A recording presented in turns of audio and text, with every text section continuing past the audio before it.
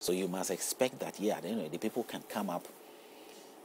People can also put the same act there and, call people to follow them. And you say, okay, God did that. God gave me, I have power over you. That is why. Not anybody that he called. But it's something not strange among people, among ourselves.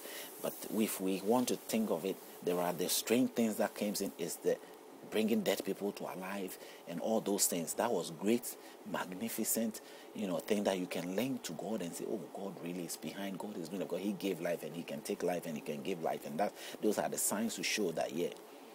But still, we have to establish the truth of the words. We have to establish the fact that, is he putting all these magnificent things and at the end of the day, take our soul from us, take our life away from us, the only one life that we are living? And there are people, if you go to the Christian world, including myself, it's like something controls all the body of people together. You can meet another person there, and he's saying something to you that you heard the same person out there say to you. You probably might not know they are Christian, but in this instance, I have known certain people who are all in the same Christian world, and their advices, is along the same line. It's like something is working through them because they have willingly, and I'm sure I've been in that situation too, but now I struggle with the Spirit at most of the time of my life or of my days.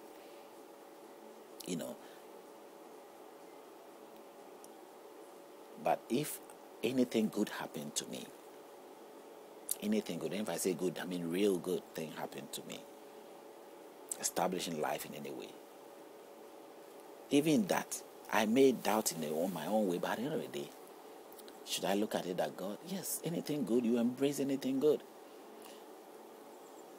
But it must really be more, you must be certain that it came from the source of which you want to discover.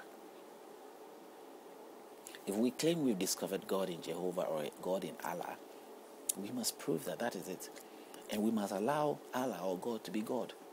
How do we do that? We must do that by making sure that we question when it's necessary to question. And even in every question, it is necessary.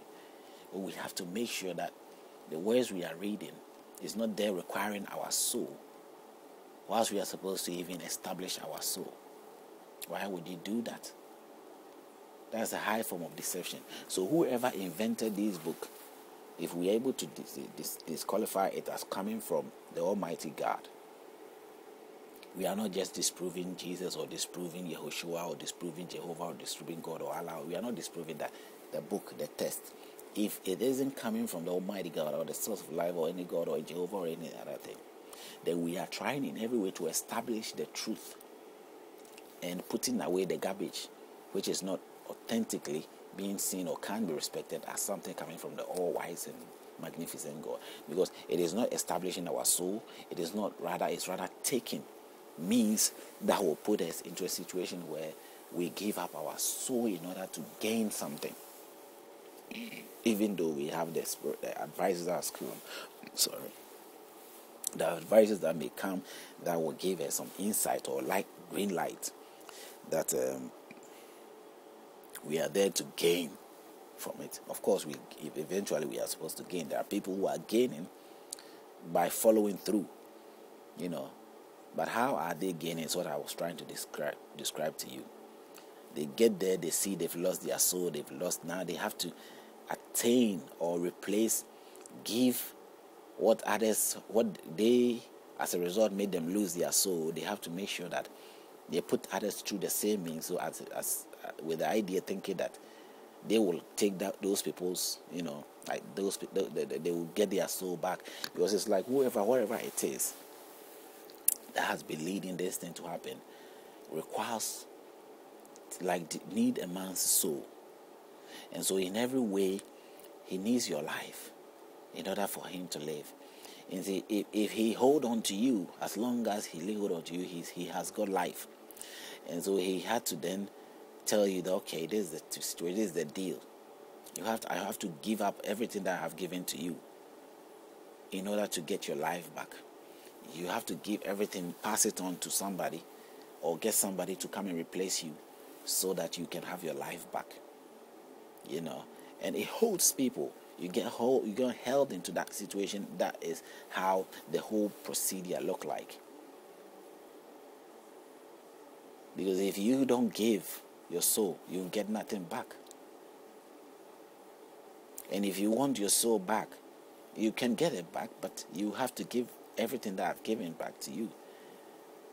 Or you have to find something to replace, and that what is coming to replace you must get all that you have got.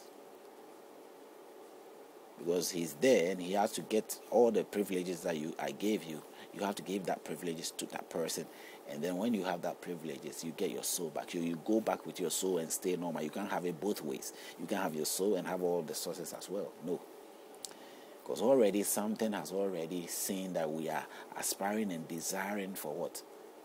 Life. And we are mistakenly want to take life and take this take life and take all that comes along with it. And of course, life comes along with the things that are there. The world is not created without the habitats of which we live or the things that we depend on. A man requires all the things that surrounds him. We need food, we need everything to make us, what we are. And so whatever it is, something has got hold on the other, the provisions that are meant there for us to depend on. And whatever it is doing that for the reason of getting what he has lost. And so if you want to describe devil and God, these are the line of how your thinking should be. And when you're able to get it right, to see the place of where the devil stands and what the devil does, then you can relate it again you can relate as you've acquired this understanding from the Bible. Then you can find out whether the Bible is presenting God or is actually standing for God, or it is a deceptive book made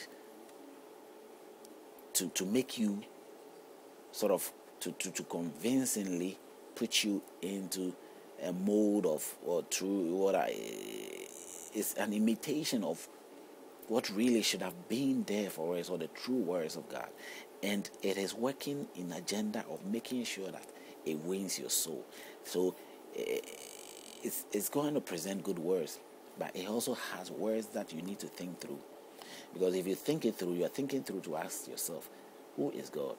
If the Bible even suggests that this is God, why on earth will God, in that definition of who he is, abilities, that he had to ask me, a man, to serve him? Why would he have to even ask it? Or why should he even put it out there? If he wants me to serve him, he can make me serve him. Why will God ask me to be truthful and honest to him? He already knows all about the things I'm coming to tell him. So I don't even need to say anything to him. So does it matter for me to be truthful or honest? It doesn't matter. I don't even need to say anything. But I have to be truthful and honest to my fellow person. Because he doesn't have the power of knowing anything. So I have to be truthful to my fellow man. I have to confess to my fellow man. But I don't even need to confess to God. You already know what is there to confess. Before you speak, he knows. That is the definition we are giving God. But we are saying this and we are acting differently. We are also preaching differently. What the hell is going on? Ask yourself. And what we preach and our actions makes us disprove God every day or prevent God to be God. And so we are not able to discover the true God that we want to discover. And this also that we hear in the practice also make us become, in every way of our life, we find ourselves violent, hating, provoking, racially discriminating among ourselves. We find our disliking each other. Even sometimes we dislike ourselves, our own selves, because we feel that we've been put in a state where you feel that the other is better than you.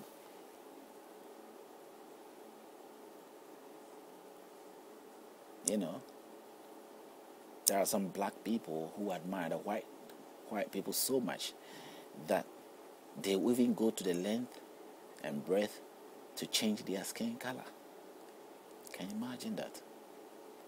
They admire the white skin so much because they've lived with a master that they feel that it's better to be white than that. And sometimes some have been frustrated